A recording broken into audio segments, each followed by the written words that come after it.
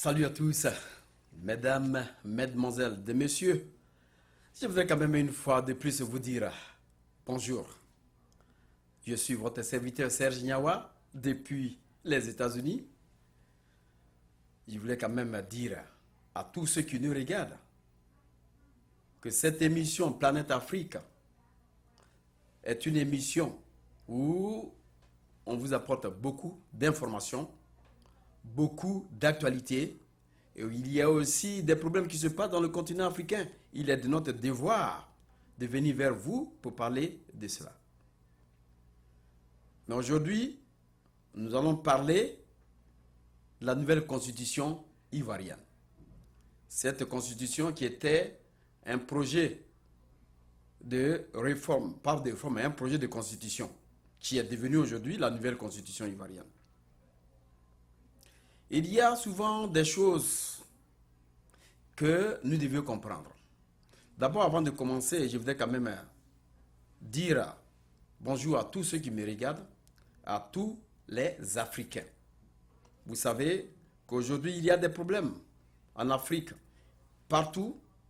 Il est de notre devoir d'être devant vous et vous parler de ces problèmes. Il est de notre devoir d'être devant vous aujourd'hui pour vous appeler à participer à cette émission parce que si nous voulons parler de l'Afrique, vous êtes les jeunes de la diaspora, les jeunes africains de la diaspora, vous êtes les premiers à essayer de donner votre contribution. Donc, comme je l'ai dit, la nouvelle constitution ivoirienne, c'est dommage. Vous savez que la constitution aujourd'hui ivoirienne est au cœur même de la nation. Nous dépendons de cette constitution pour réellement amener le pays à un développement stable, amener le pays à avoir une paix solide. Mais quand on parle de cette nouvelle constitution, le problème qu'aujourd'hui les Ivoiriens vivent, nous sommes d'accord à ce qu'il y ait peut-être des réformes de constitution. Nous sommes d'accord à ce que, même si la constitution doit être tripatouillée, mais il faudrait donner le temps libre à la nation de comprendre les tenants et aboutissants de cette constitution. Mais ce qui ressort, c'est que les Ivoiriens aujourd'hui ont été pris à la va-vite. Le temps qu'il leur a donné de pouvoir réviser cette constitution et savoir ce qui est dedans, ils n'ont pas eu le temps. Il y a eu seulement que 7 jours où il faut aller au vote.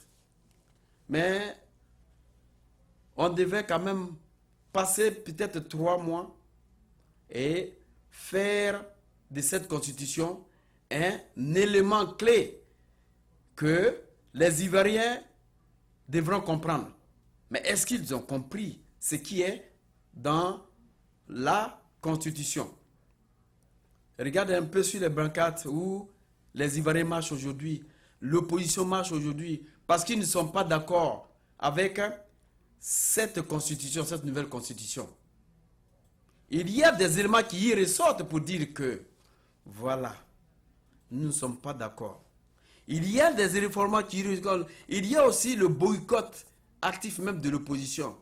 L'opposition s'oppose parce que cette constitution n'est pas une constitution qui peut amener le peuple ivoirien à avoir la paix.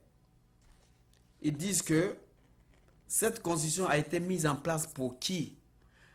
Cette constitution, elle a été mise en place pour brader la nationalité ivoirienne. Ce qui ressort de ce qu'ils disent. À quoi cette constitution doit-elle servir? Pourquoi cette constitution a été mise en place? Nous avons vu au temps de M. Félix Houphouët-Boigny, la constitution avait été tripatouillée. Il y a des éléments de réforme de cette constitution, mais nous n'avons pas eu d'opposition. Ce n'est que hier qu'il y a eu quand même l'opposition. Mais qu'est-ce que nous attendons de nos gouvernants? Qu'est-ce que nous voulons de nos gouvernants? Regardez un peu au temps de Bédié. Il n'a pas changé la constitution. Quand Gueye est venu, il a fait une réforme au niveau de cette constitution. L'article 35, qui a posé beaucoup de conflits au niveau de cette constitution. Les Ivoiriens ont été d'accord pour voter la constitution à 86%. Tous les partis ont voté cette constitution. Mais le problème, c'est que il y a eu M. Alassane Draman Ouattara et Bédié même qui ont été boutés hors de la compétition présidentielle en son temps, en 2000. Gueye et M. Gbagbo étaient ceux-là même qui étaient les candidats potentiels. Finalement, le président Gbagbo Laurent a été élu. Mais quand il a été élu, vous avez vu, il n'a pas changé la constitution. S'il changeait la constitution, peut-être que les Ivoiriens allaient lui dire, mais pourquoi il faut changer la constitution? Il s'est battu pour dire, mes chers Ivoiriens, il faudrait qu'ensemble nous arrivons à gouverner ce pays. Donc, après son élection, il a appelé son frère Alassane Ouattara qui était en exil, M. Bédié qui était en exil, de venir ensemble. Il a eu une constitution, un forum national où chacun est venu avec ses idées. Chacun a parlé. La Côte d'Ivoire était vraiment contente de voir ses fils se réconcilier. Mais aujourd'hui, notre frère, notre ami, M. Alassane Ouattara, a pris le pouvoir. Il a fait ce qu'on appelle 5 ans au pouvoir. Il a été réélu encore. Mais la proposition qu'il nous a faite, M. Alassane Ouattara n'a pas dit qu'il faut faire une réforme constitutionnelle. Mais il a mis en place des experts. Ces experts aujourd'hui qui sont venus, bon, moi personnellement je ne connais pas la composition de ces experts. Je connais simplement M. Ba Congo, il ne sait pas M. Cissé, Ba Congo, M. aussi Boniface Ouagaougou, pour essayer de faire une nouvelle constitution. Mais cette nouvelle constitution a été mise en place aujourd'hui. Le hic, c'est que les Ivoiriens n'ont pas eu assez de temps pour pouvoir analyser le contenu de cette constitution pour essayer de la valider. Ça a été un va-vite. Ça a été à la va-vite. Et on est venu à bout du souffle pour dire que la constitution a été votée à 93% par les Ivoiriens.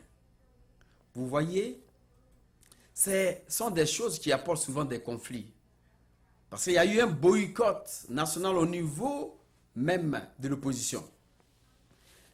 La question, est-ce que le président ou bien le régime en place a eu tout le temps de pouvoir aller dans le pays profond pour expliquer cette constitution? Cela n'a pas été fait. Avec qui cette constitution a été mise en place? Pourquoi cette constitution a été mise en place? Il y a aussi dans cette constitution beaucoup de choses. Ça dit qu'il y a comment on appelle la place du vice-président. Il y a aussi le Sénat. Il y a aussi les congressistes. Donc l'Assemblée nationale. Mais quand vous lisez cette constitution, nous avons l'impression que le président de la République, sinon celui qui doit être président de la République, a beaucoup à faire. C'est-à-dire que tout repose finalement sur le président de la République. Et lui qui sait finalement que il y a un tiers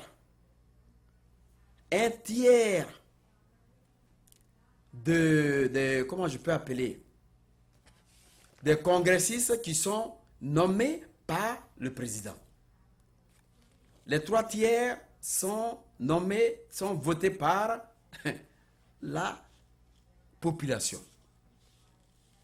Il faut dire qu'on ne veut pas avoir tout ceci. Mais on doit faire quand même une décentralisation du pouvoir. Vice-président dépend du président. L'Assemblée nationale est acquise à la cause de la présidence.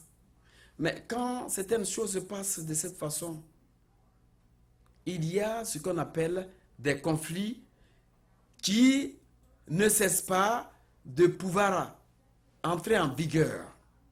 Donc, les Ivoiriens sont appelés réellement à être autour d'une table et puis ne plus vivre les tensions. Je pense que M. le Président a dit qu'il ne va plus se présenter encore en 2020, mais va laisser les autres partis se présenter. Si cela a été acquis, je pense que le président nous met devant les faits accomplis pour dire que j'ai parlé, je ne vais plus revenir sur ce qui est fait. On espère bien que M. Alassane Dramane Ouattara va tenir à ses promesses. Je vois que les Ivoiriens aujourd'hui ne sont pas d'accord. Je vois qu'il y a des marches qui sont envisagées. Mais ce que je demande, je ne voudrais plus qu'il ait quand même du sang versé en Côte d'Ivoire. Je supporte tous les Ivoiriens. J'aime mes frères ivoiriens. J'aime le président Laurent Gbagbo. J'aime M. Alassane Ouattara. J'aime Robert Gueye, paix à son âme. J'aime M. Bédier. J'aime Blé Goudé. J'aime tous les acteurs politiques. Mais quel est le problème qui fait que vous n'êtes pas ensemble pour que la Côte d'Ivoire puisse être gouvernée? Moi, je ne viens pas pour dire que je suis ivoirien, donc je veux forcément que ce parti qui doit s'éterniser au pouvoir. Vous voyez aujourd'hui que dans la nouvelle constitution, il a été dit que pour être président de la Côte d'Ivoire, il faut être âgé de 35 ans. Il faut être ivoirien de nationalité. Votre parent, c'est-à-dire la mère, et puis le père doit être ivoirien. Le père ou la mère doit être, ils doivent être ivoiriens. Comparativement à l'article 35 de l'ancienne constitution, où on disait, pour être président, il faut avoir les parents, c'est-à-dire la mère et le père ivoirien. Ils ont dit que l'article 35 posait beaucoup de conflits. Donc, cette constitution, ancienne constitution, n'était pas respectée. Nous espérons que la nouvelle constitution qui a été mise en place par le président Alassane Dramane Ouattara, je le dis bien, doit être respectée par lui-même. S'il le fait, je pense qu'il aura ce qu'on appelle la démocratie. Mais s'il ne le fait pas, je pense qu'il y aura quelque chose que nous n'allons pas aimer. Vous voyez aujourd'hui que les Ivoiriens ne sont pas d'accord avec cette nouvelle constitution. Mais j'appelle mes frères de la diaspora. J'appelle mes frères ivoiriens de la diaspora. Il est de notre devoir, souvent, d'être ensemble, de former ce qu'on appelle un seul partenariat pour régler nos problèmes. Que tu sois musulman, que tu sois chrétien, que tu sois du bord d'un autre parti, il est de notre devoir d'être ensemble aujourd'hui. Nous ne devons pas dire que il y a eu la nouvelle constitution, nous allons essayer d'être d'accord avec d'être en désaccord avec notre accord. il faudrait qu'on vienne ensemble pour régler nos problèmes. Si on ne le fait pas, la Côte d'Ivoire de demain va nous échapper. Si cette constitution qui est faite aujourd'hui pour essayer de brader la nationalité ivoirienne, comme le dit les chers Ivoiriens, je pense que le temps est venu pour dire à M. Alassane Dramane Ouattara que oui, la nouvelle constitution, mais il faudrait que les Ivoiriens aient ce qu'on appelle la paix. Il faudrait qu'on arrive à essayer de concrétiser cette paix-là. Vous avez vu, on dit 7% seulement. 7% des gens qui ont participé. Mais au finish, on a eu 93,42% des votants. Vous savez, la Côte d'Ivoire, c'est un pays d'hospitalité. Elle accueille tous les étrangers. Si je viens en Côte d'Ivoire, je dois respecter les droits, la constitution, c'est-à-dire les règles qui régissent ce pays-là. C'est pourquoi je demande à nos frères qu'il est temps de venir au bout du souffle pour dire que oui, cette constitution a été mise en place, mais nous allons former peut-être un groupe, ou bien nous allons former au niveau de l'Europe comme aux États-Unis un groupe de personnes pour aller voir Monsieur le Président pour lui dire voilà les projets que nous avons. Si nous pouvons participer au développement de la Côte d'Ivoire, nous pouvons avoir la sécurité. Je crois que ça sera à vous de juger. Ça sera à vous de comprendre. Parce que le jugement ne doit pas être fait par une seule personne. Le jugement doit venir de tous les Ivoiriens. On ne doit pas rester là pour dire que nous allons faire palabre à tout moment. Vous êtes assez intelligent au niveau de la diaspora. Vous voyez aujourd'hui que l'Ivoirien ne trouve pas le pain nécessaire qu'il pouvait gagner. Le président, malgré que cette constitution a été mise en place, doit comprendre que les Ivoiriens veulent vraiment un développement homogène, c'est-à-dire une décentralisation. On ne doit pas aujourd'hui penser pour dire que au niveau même du pouvoir, on va avoir peut-être des clans. Cela doit être banni de tout. Parce que nous venons pour amener les chers fils ivoiriens à se réconcilier. Monsieur le Président doit réellement penser à la réconciliation. Ne dites pas, celui qui veut être réconcilié, celui qui ne veut pas être réconcilié, nous, on avance. Si vous dites ça, cela ne va pas arranger. Aussi l'opposition, je m'adresse à l'opposition. Cette année, je pense que les législatives n'ont pas été d'abord faites. Aussi, les élections communales aussi. Il faudrait qu'ensemble, vous arriviez à être vraiment d'accord. Parce que si vous voulez lasser le seul parti, c'est-à-dire RHDP, participer aux législatives et aux municipales, vous allez toujours rester là dans le boycott. Donc je vous amène à aller aux législatives, à aller aux élections municipales pour prouver au président de la République qu'ensemble, vous pouvez construire la Côte d'Ivoire. Qu'est-ce qu'il reste à faire? C'est que l'opposition elle-même doit se canaliser. C'est-à-dire doit venir autour d'une table et amener M. Alassane Dramane Ouattara à comprendre le bienfait de ce qu'ils veulent. Vous savez, on ne peut pas vieillir dans le combat. Mais il faut apporter le concret aussi dans le combat. Moi, je ne dis pas que mon grand frère est président, donc forcément, je vais lui intimider l'ordre.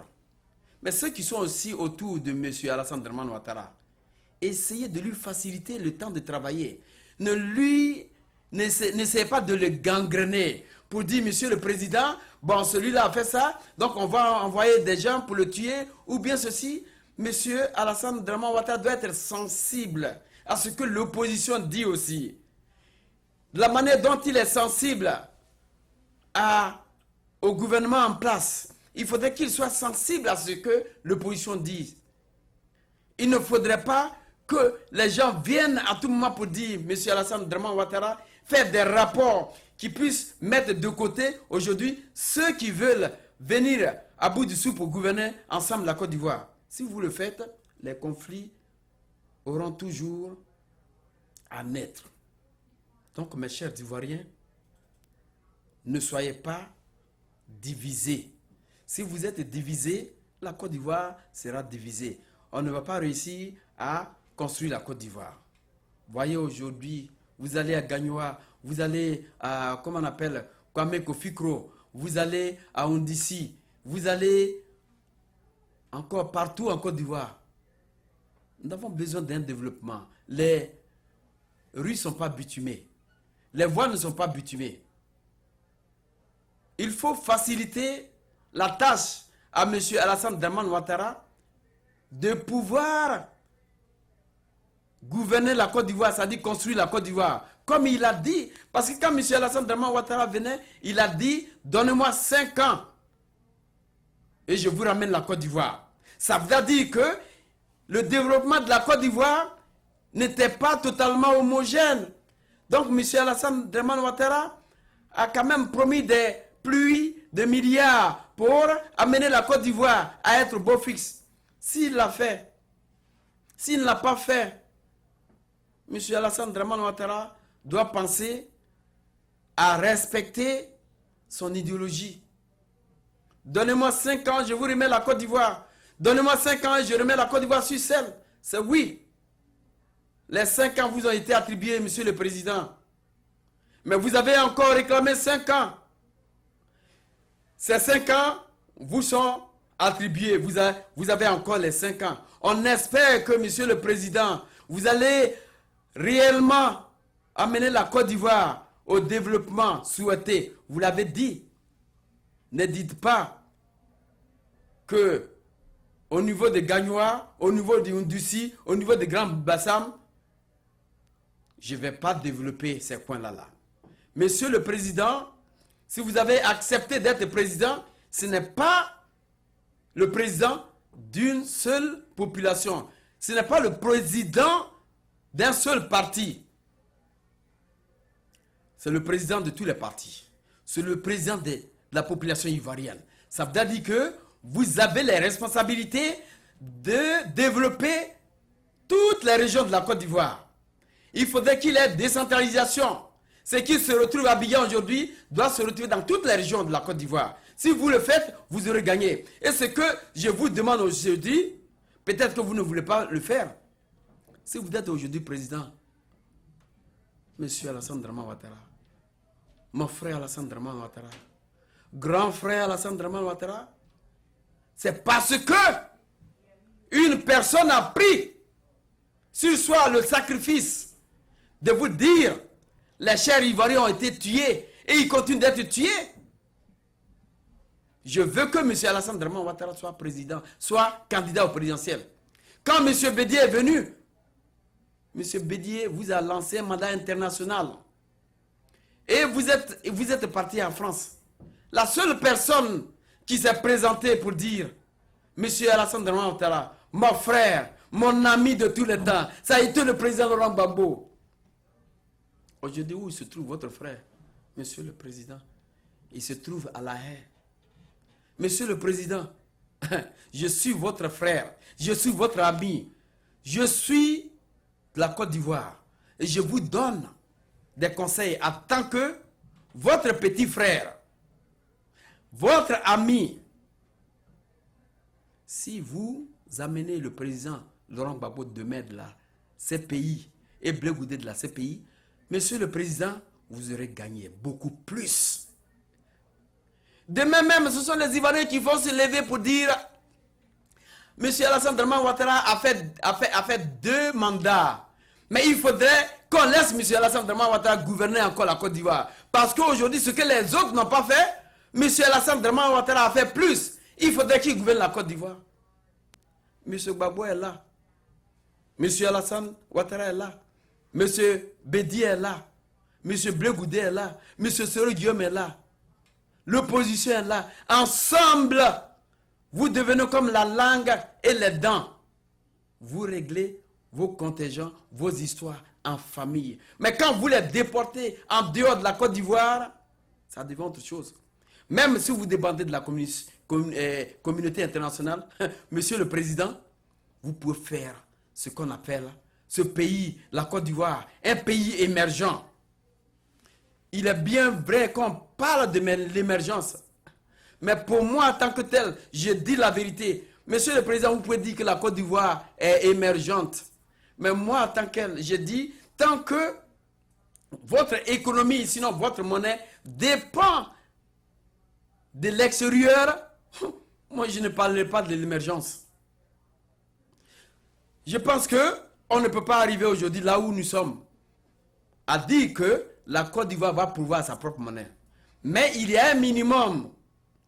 C'est-à-dire que même si on vous autorise à faire ce que les gens veulent, parce que ce qu'ils veulent, c'est ce qu'ils veulent. On vous intimide lors de travailler. Je sais que M. Alassane Dramane, vous n'avez pas les mains libres pour pouvoir travailler. Moi, je le comprends en tant que votre frère. Je le comprends en tant que votre frère du continent africain.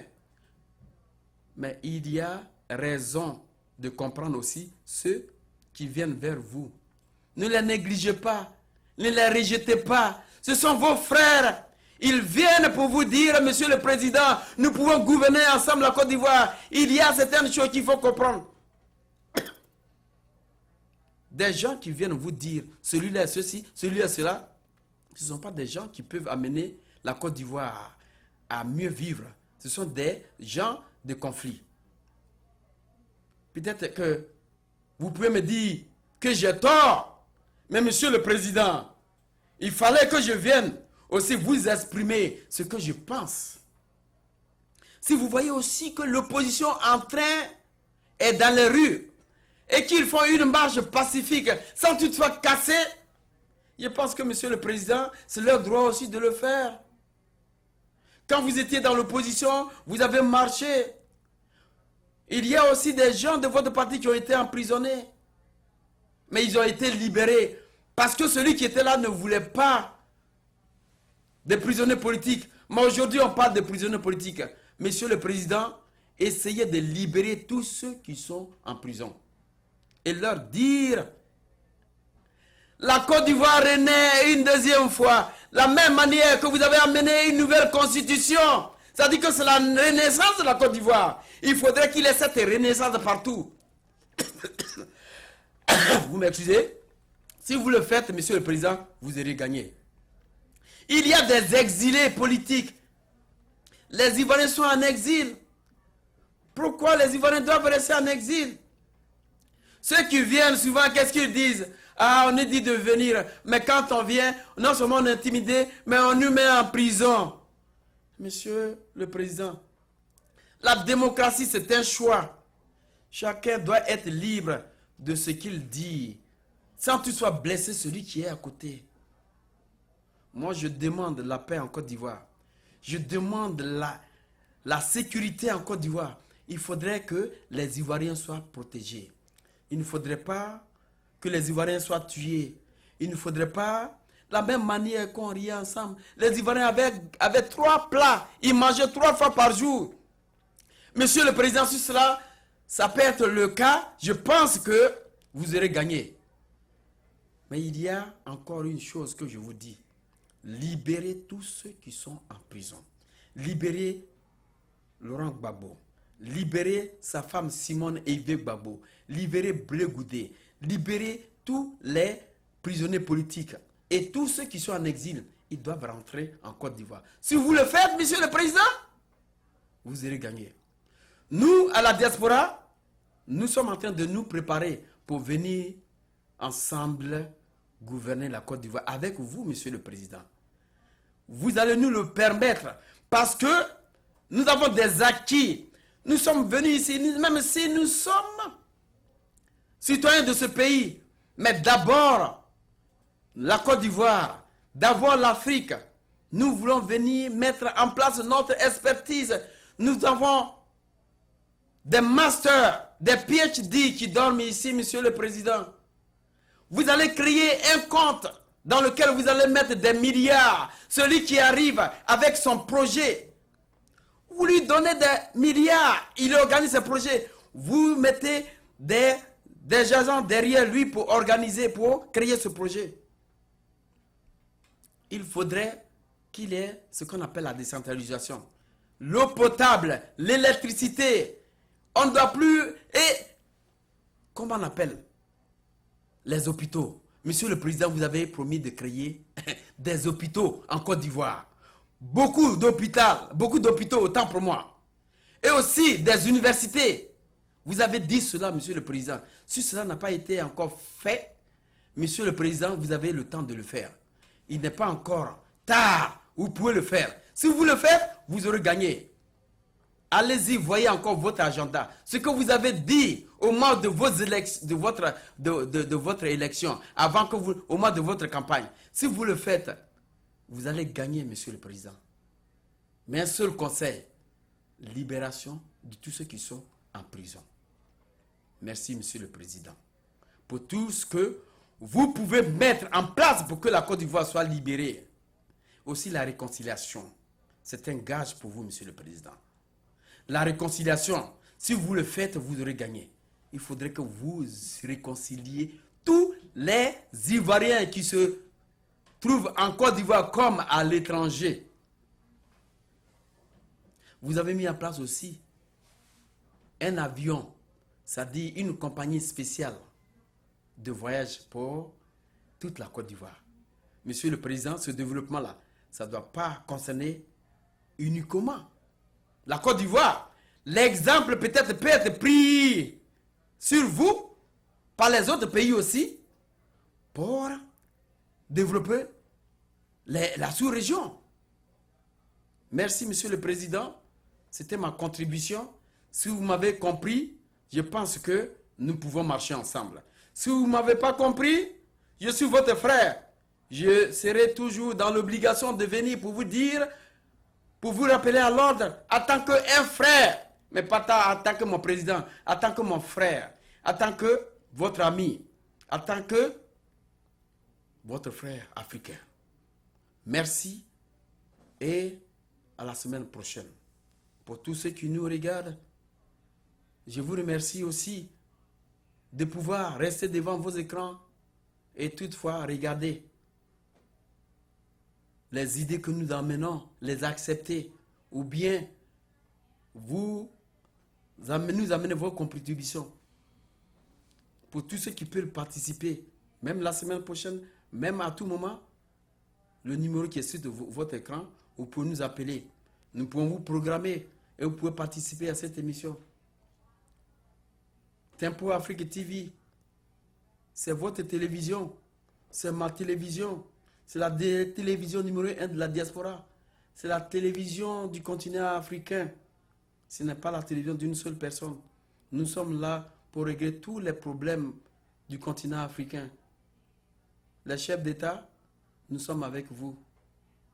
Soyez en tout cas vraiment avec tout le peuple qui vous a élu. Quant à moi, votre frère, l'animateur principal de cette émission, Planète Afrique, je vous retrouve la semaine prochaine dans une nouvelle édition. Merci, au revoir. Merci.